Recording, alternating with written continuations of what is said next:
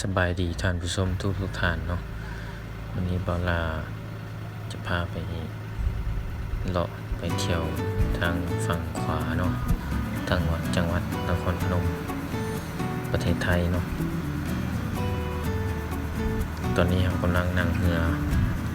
ข้ามจากเมืองท่าแขกข้ามไปหาจังหวัดนครพนมเนาะนั่งเรือข้ามฟากก็ใช้เวลาอยู่ประมาณ20 นาทีเนาะประมาณนั้นเนาะ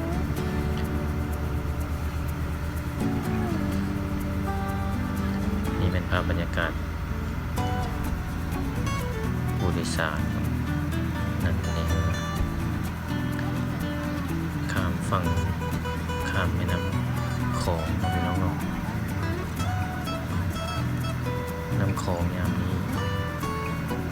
ยังใสอยู่พี่น้องมันมีเรือไปกลับเนาะ2 ลำแต่ละมือก็จะมีผู้คนข้ามไปข้ามมาหลายแล้วพี่น้องเนาะน้ำโขงใสดี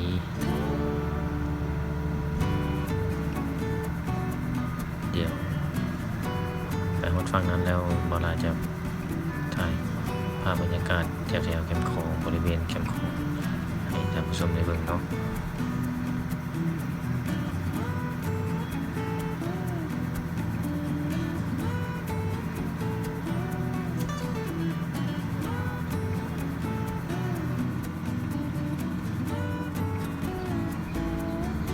ที่เราเห็นไกลๆนั่นเป็น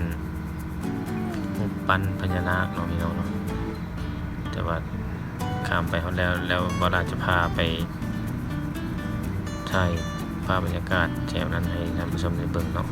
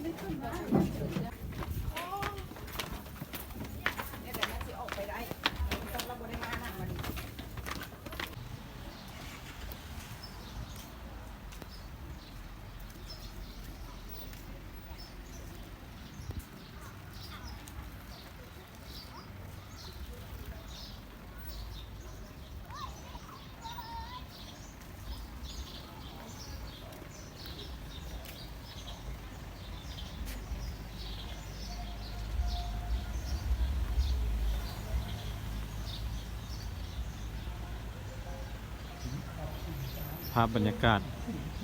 แคมป์ของอยู่ฝั่งนครพนมเนาะพี่น้องเนาะวันนี้เวลามีโอกาสไปมาเมืองนครพนมเนาะจังหน่อยสิพาท่านผู้ชมไปเลาะเบิ่งแล้วไปไหว้พญานาคเนาะแคมป์ฝั่งนครพนมเนี่ยแคมป์ของเนาะ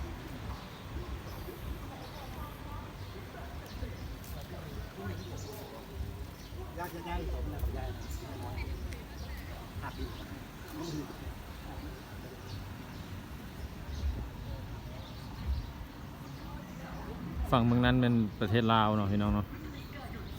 สปป.ลาวข้างนั้นภาพบรรยากาศอ้อมหอบ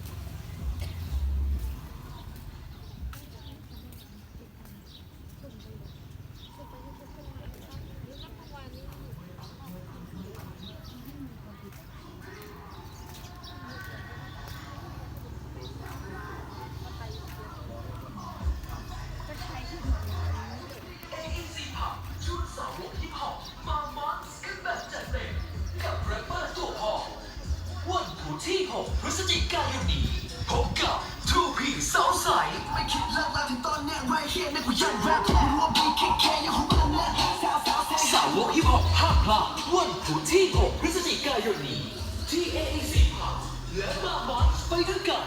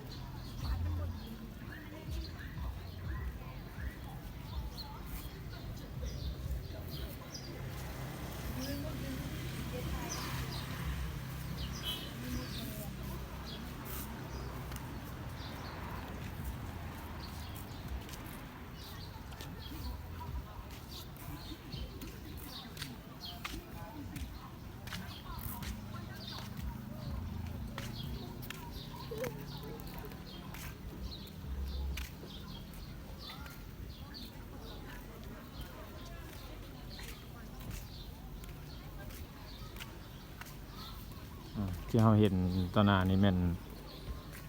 พญานาคทองเหลืองเนาะพี่น้องเนาะเป็นสัญลักษณ์ประจำจังหวัดนครพนมผู้คนหลากหลายเนาะพี่น้องวันนี้ชื่อวันเสาร์วันอาทิตย์นะมาไหว้พญานาค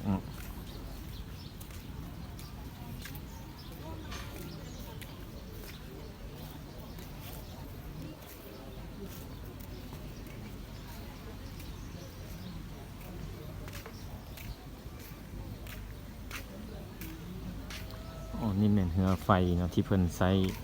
ไหลเรือไฟตอนช่วงงานบุญออกพรรษาเนาะแต่ว่ายังเพิ่นยังปะไว้อยู่นี่อยู่เนาะยังบ่ทันได้เก็บเมียนเนาะ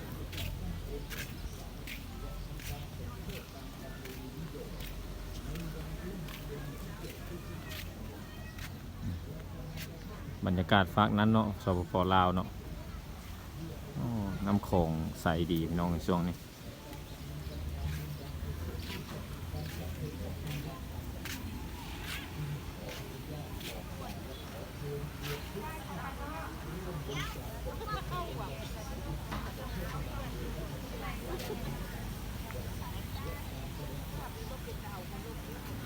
เ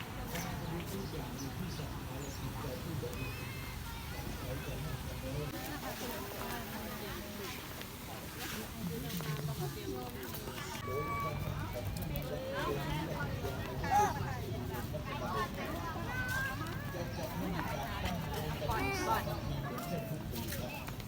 หรับปีนี้ครับสำหรับปีนี้เราจะนำไปทอดถวายที่วัดป่ามงคลสันติสุขชุมชนหนองหมู่วัตถุประสงค์ก็เพื่อสมทบทุนในการก่อสร้างกุฏิสงฆ์และซ่อมแซมเสนาสนะที่ชำรุดของทางวัด โดยกำหนดจะจัดตั้งองค์กฐินสามัคคีและทำการสมโภชตามประเพณีนิยม ในวันพฤหัสบดีที่ 7 พฤศจิกายนครับ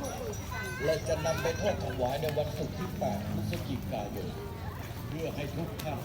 ได้มีส่วนร่วมในการทำบุญกับงานบุญงานกุศลที่จะมีการจัดในแค่ปีละครั้งแบบนี้จึงขออนุญาตบอกกล่าวและขอเชิญชวนทุกท่านร่วมบริจาคสมทบในองค์กฐินสามัคคีของเทศบาลเมืองนครปฐมและตามกำลังศรัทธาการทำบุญทุกอย่างครับการทำบุญทุกอย่างมีที่ศรัทธาและจิตใจที่บริสุทธิ์ปัจจัยจะมากจะน้อยไม่เกี่ยวเรื่องสังขารทำแล้วไม่เดือดร้อนทำแล้วสบายใจนั่นคือการทำบุญและได้บุญขอเชิญครับขอเชิญทุกท่านร่วมบริจาคสมทบกับองค์กฐินสามัคคีของเทศบาลเมืองนครปฐมบาท2 บาทสลึง2 สลึง100 200เราไม่ว่าและด้วยอานิสงส์แห่งจิตศรัทธาของทุกท่านในการร่วมทำบุญกับเราในครั้งนี้ขอเดชอำนาจบารมีขององค์พระธาตุพนมมเหสะหลักเมืององค์พญาศรีสัตตและที่ทุกท่านขอให้กำลัง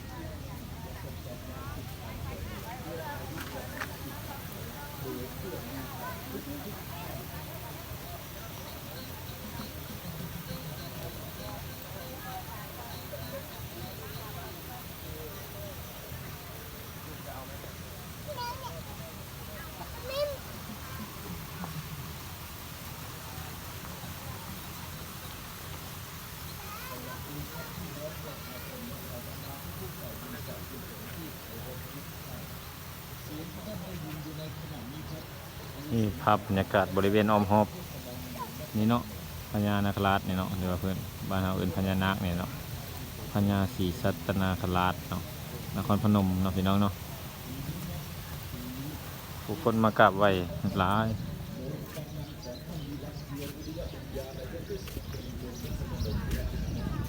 จะจัดให้มีการตั้งองค์กฐินสามัคคีเหมือนเช่นทุกปีครับสำหรับปีนี้ครับสำหรับปีนี้เราจะนำไปทอดถวายวัดป่ามงคล อยู่นี่มาอยู่นี่ หนองบุตร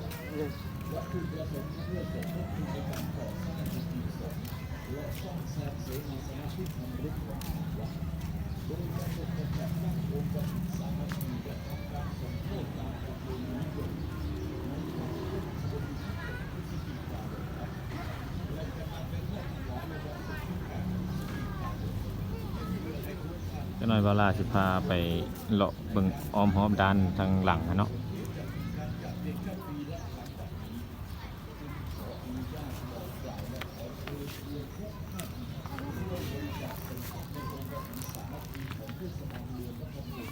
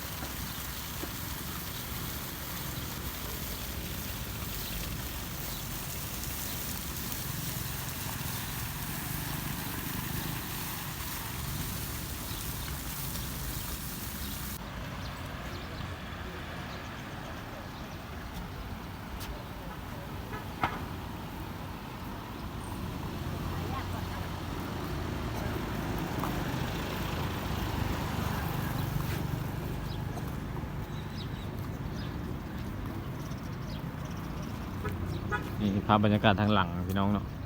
ทางหลังพญานาคพญานาคนี่เป็นสร้างด้วยทองเหลืองพี่น้องเลยทองเหลืองเบิดองค์นี่เลยเนาะทองเหลืองทั้งหมดเลยเนาะเป็นสัญลักษณ์แห่งจังหวัดนครพนมเนาะพี่น้องเนาะผู้คนมากราบไหว้บูชามาขอพรเนาะนี่เป็นภาพบรรยากาศอ้อมหอบเป็นสวนนั่งลิ้นเป็นบอนพักผ่อนย้อนอารมณ์เนาะพี่น้องเนาะนี่เป็นพญานาคองค์น้อยเนาะพญานาคองค์จำลองตอนเป็นสร้างขบิดเนาะพญานาคองค์จำลอง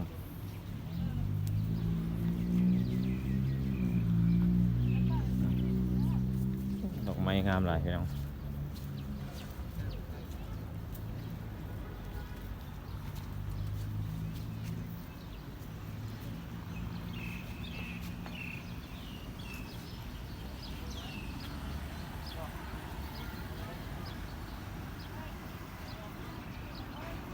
บรรยากาศด้านหลังเนาะพี่น้องเนาะ